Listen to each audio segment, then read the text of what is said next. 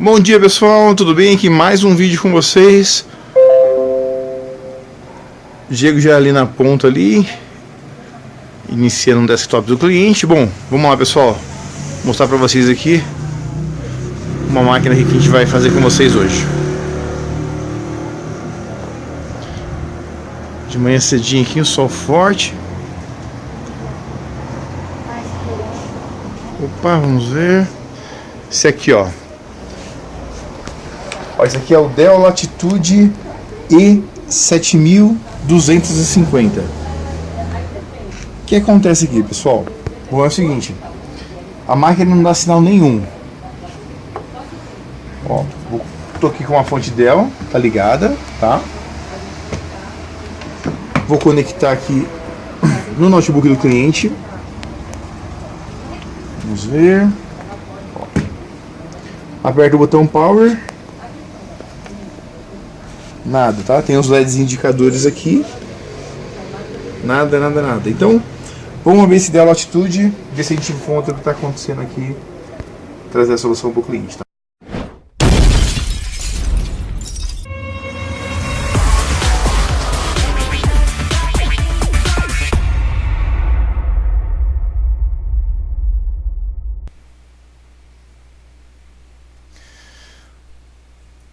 Bom, gente, então, nós conseguimos aqui fazer a placa do Dell voltar a funcionar, tá?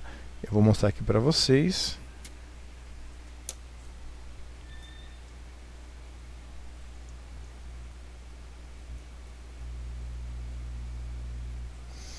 Aqui, opa, com cuidado. Ligar aqui.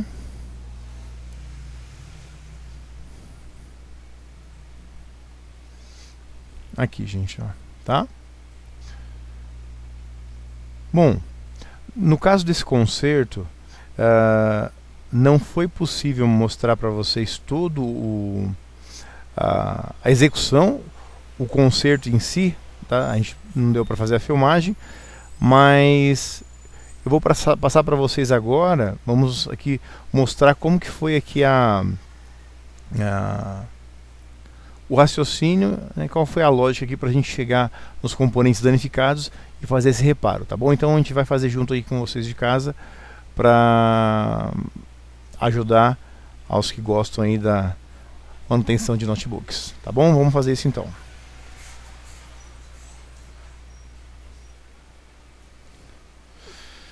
Bom pessoal, vamos então aqui começar mostrar aqui qual foi a análise que nós fizemos, né, para chegar aqui na solução do problema.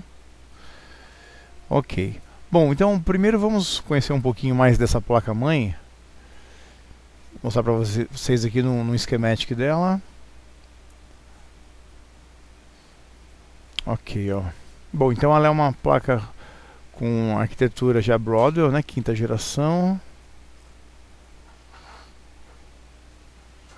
Intel Broadwell. Ok, aqui mais um diagrama aqui de blocos.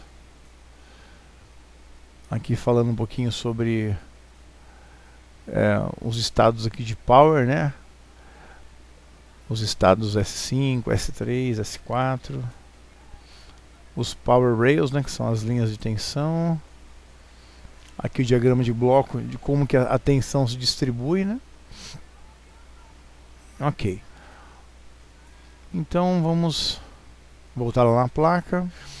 Então no caso desse Dell, o que estava acontecendo com ele, gente? Não ligava, né? Então quando você pega uma placa-mãe de notebook, ela não ligava. A primeira coisa que nós temos que fazer é o seguinte. Vamos colocar aqui a alimentação.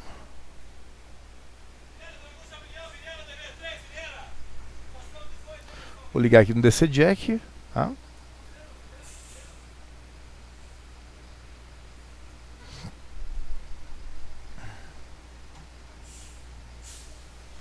Bom, vou aterrar a ponta preta em um local aqui da placa. Pode escolher um local qualquer de aterramento. Então agora a ponta vermelha que eu vou medindo. Bom, eu tenho aqui a entrada do meu DC Jack, tá?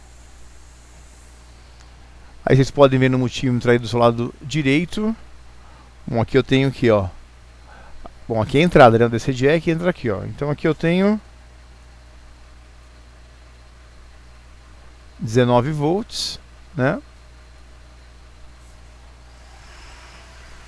19 também. Terra. Ok, então o segundo e o terceiro terminais são os terminais de 19 volts. Então, isso aqui eu tinha, tá? Isso aqui eu tinha. Vamos dar uma olhada nessa etapa aqui, lá no Schematics, para vocês entenderem.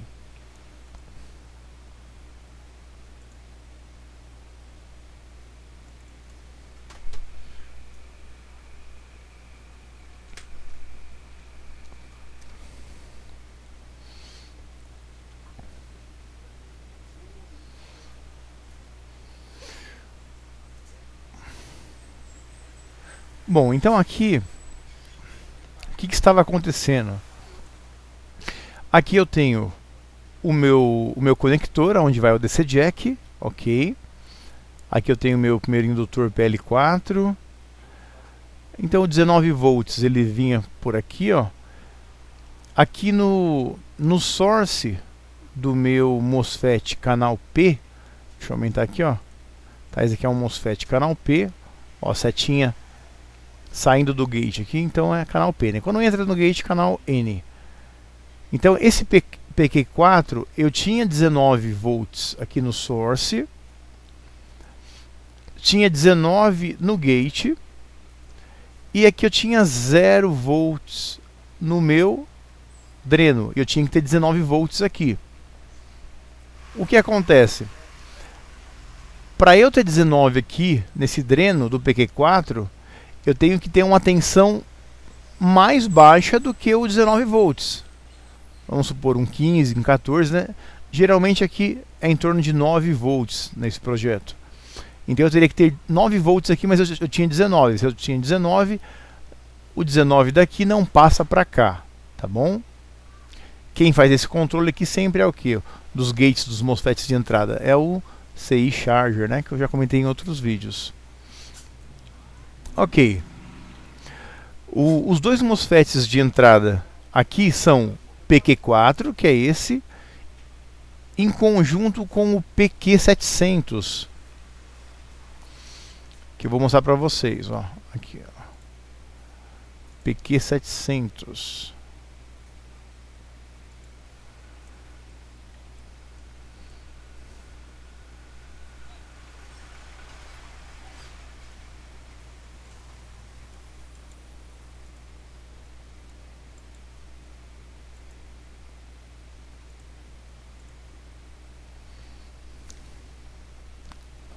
Bom, aqui, gente, ó. Então aqui eu tenho o meu PQ700. Aqui é a continuação, tá? O dreno do PQ4 continua aqui, ó, no dreno do PQ700. Tendo 19 volts aqui, ela já passaria para cá direto. Não teria nenhum problema, né? Porque o diodo Schottky interno ele ficaria polarizado diretamente. Só que nós percebemos que aqui no source do nosso PQ700 estava com um curto. A gente percebeu isso com o multímetro, né? A gente tinha um curto aqui. E nesses casos é normal esse curto. O que acontece? O CI Charger não atuar no gate dos MOSFETs de entrada. Aqui eu tenho o meu resistor sensor de corrente. Quando ele detecta essa sobrecorrente aqui, devido a um curto, então ele já manda o CI Charger, ele vai desabilitar o CI Charger, consequentemente o gate do primeiro MOSFET não ficaria em 9 volts. Tá? Então tínhamos que ter 19 volts aqui, nada, não tinha. Vamos mostrar para vocês aqui o PQ700 e o PQ4 na placa. Vamos lá.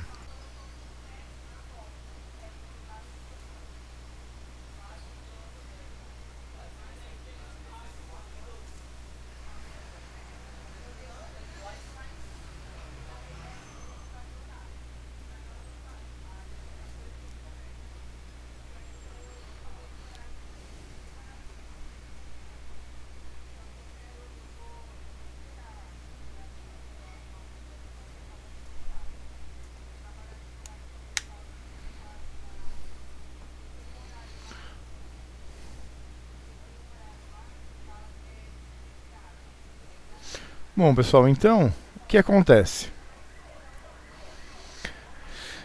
Aqui, ó, eu tenho meus 19 volts. Como eu mostrei lá no Schematics, esse 19 volts, ele vem, entra aqui na PL4, que é o primeiro indutor, passa para cá, e ele vem aonde? Ele vem no source do PQ4, ó, o PQ4 aqui, ó. Só que o PQ4, como ele é canal P, ele tinha que receber 9 volts aqui no seu gate. Não tinha. Então os 19 volts daqui não passava para cá. Então aqui eu tinha zero. Consequentemente zero aqui no dreno do PQ700, ó, o PQ700 aqui. Tá bom? E ele teria que 19 também ir para cá. Então eu não tinha 19 volts aqui.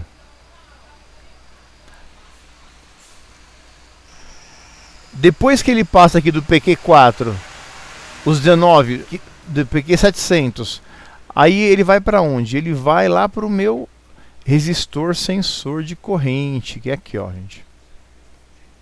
Vou mostrar um pouquinho para vocês aqui, ó. Tá? Aqui, ó. Tá? Ele vem aqui para o meu resistor sensor de corrente, ó, PR701.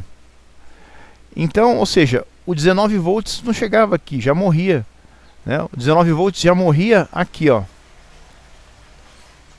Morria aqui, ó, no source do PQ4, não passava para o dreno. Então eu tinha até aqui e aqui não continuava. E a linha de 19 volts, sempre que vocês estiverem mexendo com uma placa, é o seguinte, gente. A linha de 19 volts, ela realmente vai começar a atuar depois desse resistor sensor de corrente. É aí que ela vai começar a distribuir essa tensão para outros estágios, outros PWMs da placa-mãe. Tá? Então, primeira coisa, você pegou uma máquina que não liga, dá uma olhada se está chegando 19 volts no seu resistor sensor de corrente, que vai estar logo depois aonde? Dos dois MOSFETs de entrada. Tá bom? Sempre assim, dois MOSFETs de entrada, às vezes é um MOSFET, é um dual MOSFET, às vezes são dois canal P, às vezes tem mistura de canal P e canal N, mas geralmente é assim, dois MOSFETs na entrada, na sequência um resistor sensor de corrente. Então ele compara a tensão que está em um terminal e a tensão que está em outro terminal, e aí ele segue aqui por esse indutor. Tá bom? Então eu não tinha 19 volts aqui. Bom, vamos voltar lá para o schematic. PR701, vamos lá, vamos voltar para lá. Então, eu não tinha 19 volts aqui. Eu tinha um curto. Aí, o que eu tenho que pensar? Bom, se eu tenho um curto nessa região, o curto... Aonde está esse curto? Né? Aonde que está esse curto? Aí, qual foi a ideia? Se eu tenho um curto aqui, ele pode ser um curto que está acontecendo para lá, né? Para lá do resistor sensor de corrente ou para cá, né? Esse indutor que está junto com ele aqui, né? Então, ou seja, o curto pode estar para lá ou para cá, eu não sei. Então, qual foi a ideia? Geralmente a gente remove o indutor. Eu iria remover aqui o PL700, que é o indutor. Só que como ele estava num lugar bem próximo ao encaixe da memória RAM, eu preferi não arriscar e removi o PR701. Quando eu removi o PR701, o curto para cá sumiu, o curto para cá continuou. Então removemos aqui, ó, PR701, e esse curto que existia aqui sumiu, não tinha mais. Então com isso dava para eu saber que o curto era para cá. Poderia ser alguma coisa aqui, ó, né? Power SRC AC, né? Tem aqui, ó, Charger AC. Então, aí como eu sabia que aqui o curto continuava, aqui parou, ou seja, não era nenhum curto lá nos MOSFETs, nada antes, um curto depois. Tá vendo? Até pus aqui, ó, vamos remover PL700 para saber se o curso está antes ou depois. Só que eu não removi PR701, ok? Então aí eu venho para cá, aqui eu tenho meu CI Charger, que gerencia o carregamento da bateria. E como eu mostrei para vocês, ó, tá vendo? Ó, esse ACP e ACN. Esse é de AC positivo, que vem antes do resistor sensor de corrente, e AC negativo, que vem depois do sensor de corrente. Então, se ele percebe uma diferença de tensão entre esses dois pontos, vai desabilitar o integrado, consequentemente, não vai ter polarização no gate dos MOSFETs de entrada. Ok, então seguindo aqui a ideia de curto, estava tendo uma fuga, né? Uma fuga de corrente. Eu me deparei aqui com o que? Com esse Dual MOSFET, ó. Olha o nome dele, PQ704, né? Então a tensão, a linha de 19 volts vinha para cá, ó, 19 volts vem para cá. E aí ela vinha até onde? Até o dreno desse Dual MOSFET.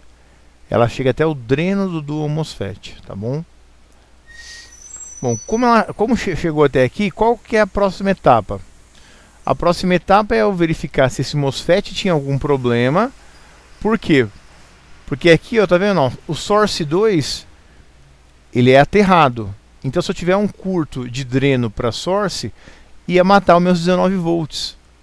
Então, seria a causa do meu problema. Ou também, eu poderia ter um desses capacitores cerâmicos aqui, que estão ligados ao dreno. Eu teria esses capacitores aqui, se algum deles der algum problema, a corrente direciona para o terra, né? Então eu tenho uma fuga de corrente aqui para o terra e também o mesmo problema, tá bom? Vou mostrar para vocês aqui o PQ704, vamos lá. Ó, gente, PQ704, bom, então eu vim para cá, ó, né? O resistor sensor de corrente, ok. Aqui o primeiro indutor que eu comentei que eu preferi não tirar, eu tirei o resistor sensor de corrente, né? O meu Current Sense Resistor. Se eu virar a placa bem aqui, ó, vou virar bem aqui onde ela tá, ó, tá vendo? Opa, vira bem aqui, ó. Eu virando no mesmo local, eu já acho quem aqui, ó. Eu tenho o meu CI Charger e eu tenho o PQ704, que é o meu Dual MOSFET canal N. Removi o MOSFET para ver se ele estava em curto, se ele estava chaveando. Não estava em curto e estava chaveando, né? Ok. Deixei ele fora do circuito. E com ele fora do circuito, o curto continuou. Voltando aqui, então, ok, o meu Dual MOSFET canal N está ok. Foi removido da placa. Sobraram o que? Sobraram esses capacitores cerâmicos aqui ao lado para a gente testá-los, né? O que acontece? Você vê que aqui, ó, a maioria, ó, 22 microfarad. Vou aumentar um pouquinho. Aqui, gente, ó. Ó, 22 microfarads por 25 volts, né? Porque geralmente, que nem como chega uma tensão de 19 volts aqui, esses capacitores têm que suportar mais do que 19 volts, né? Senão ser danificados. Então a ideia foi o quê? Eu peguei, injetei tensão, injetei em torno de 5 volts, desculpa, injetei em torno de 3 volts aqui, né? Nem tinha mais o MOSFET, e percebi que tinha um desses capacitores cerâmicos que estava esquentando um pouco mais do que os demais, tá? Porque às vezes, gente, quando você acha um curto, você vai em vários locais da placa e um componente em curto faz um monte de local ficar em curto. Então, às vezes é difícil de você injeta tensão. Eu injetei 3 volts e deixei a minha fonte assimétrica consumir até 2 amperes. Ainda assim não consegui identificar um componente que estava superaquecendo. Aí eu percebi o que? Eu aumentei um pouco minha corrente e percebi que um dos capacitores de 22 microfarad, isso eu tive que colocar 3,5 amperes de corrente. Eu percebi que um deles estava esquentando um pouquinho mais. Isso me deu uma pista que alguma coisa ali não estava bem. Tá? Eu estava com 2 capacitores, na verdade 3 capacitores nessa região. 3 capacitores nessa região. E eu percebi que alguma coisa não estava bem. Aí eu falei, eu fiz o seguinte, eu comecei a tirar um cerâmico por vez. Tirava um cerâmico, testava. Tirava outro, testava. Vamos lá na placa.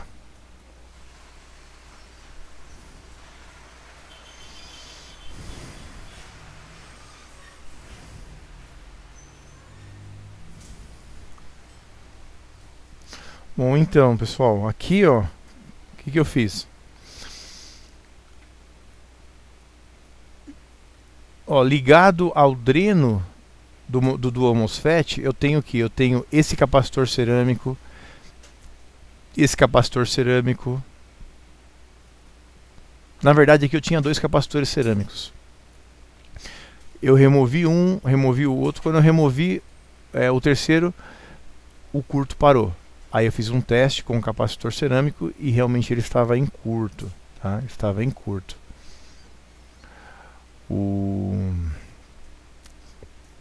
Só que acontece, quando foi removido esses 3, né? Aí eu comecei a testar um por um, encontrei o danificado, o capacitor cerâmico em curto, ressoldei de novo esse,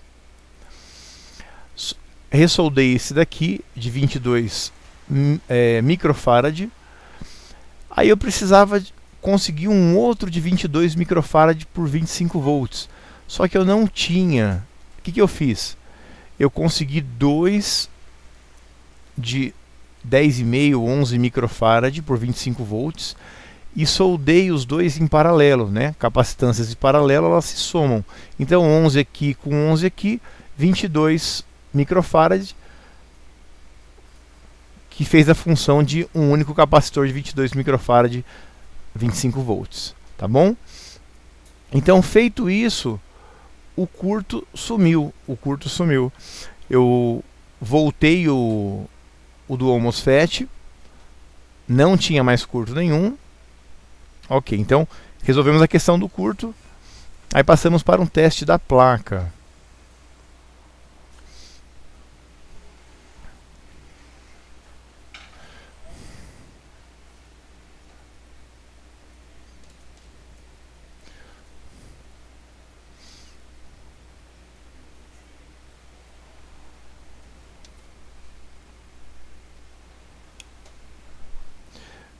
Removido o curto, fomos testar a placa, né? Ligamos a alimentação aqui pelo DC Jack. Só que aconteceu o seguinte problema. Agora eu tinha os meus 19 volts aqui, né? Igual tinha inicialmente. Já tinha 19 volts aqui inicialmente.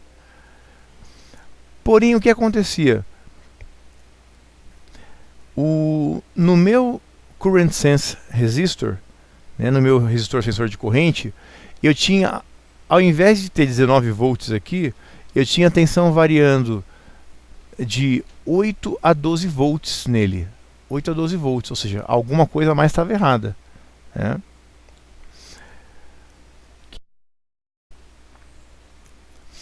Não, então, o que nós fizemos? Removemos aqui o PQ700 e o PQ4, que são os dois MOSFETs de entrada. Esses MOSFETs, principalmente esse PQ4 aqui, é um pouco comum ele gerar algum tipo de problema. Ele não estava em curto, mas nos testes, o que aconteceu com ele? Ele não estava chaveando. Ele não estava chaveando.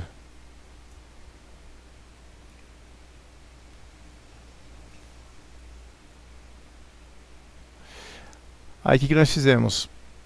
Conseguimos um outro MOSFET, canal P, né? E a placa ela passou a ter 19 volts lá no meu resistor sensor de corrente. E aí a placa-mãe passou a ligar, tá bom?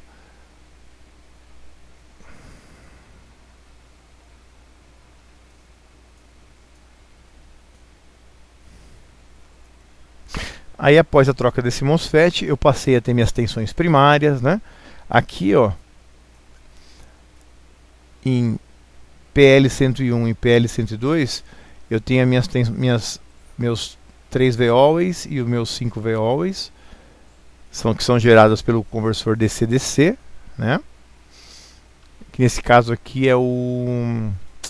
Essa placa é o... Deixa eu ver aqui, gente. É o TPS 51285, que é o nosso PU100. Deixa eu mostrar para vocês.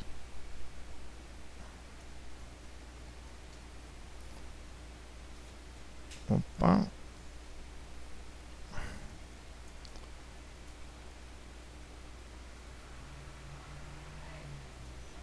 Aqui, pessoal. Nosso PU100, ele que gera os nossos 3.3 e 5 volts, que são as nossas tensões primárias.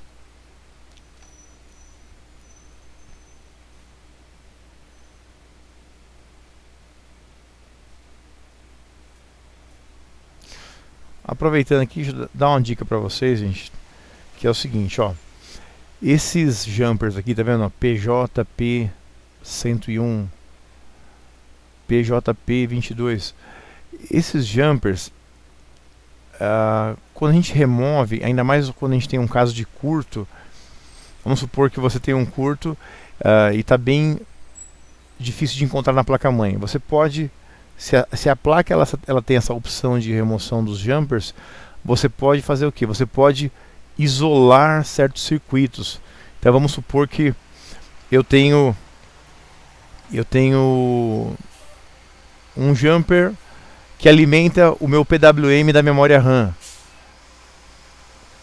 E existe um curto ali, eu estou em dúvida. Eu posso remover o jumper, se o curto parar, eu já sei que é alguma coisa ali no circuito do PWM da memória RAM. Então, esses jumpers eles vão auxiliar a você diminuir a região de procura do curto em questão, tá bom?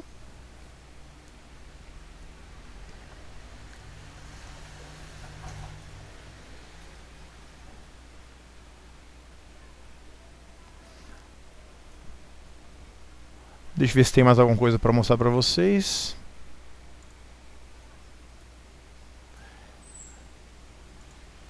Então, nós tínhamos aqui o nosso culpado, né, que era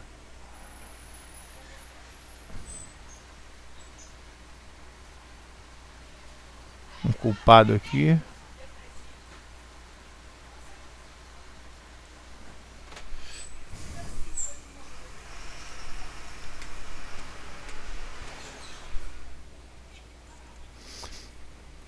Então aqui o culpado, né, do nosso curto. E o segundo danificado era o MOSFET, canal P. Deixa eu mostrar para vocês aqui os dois componentes danificados.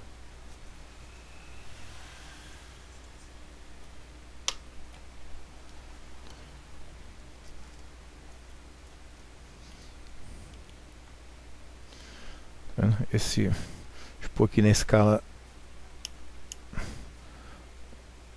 na escala de resistência, tá, gente? Ó, escala de resistência. Olha o capacitor aqui, gente.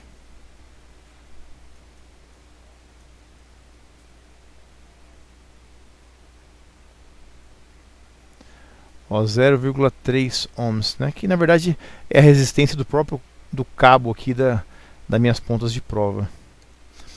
E o outro era o MOSFET canal P que não chaveava.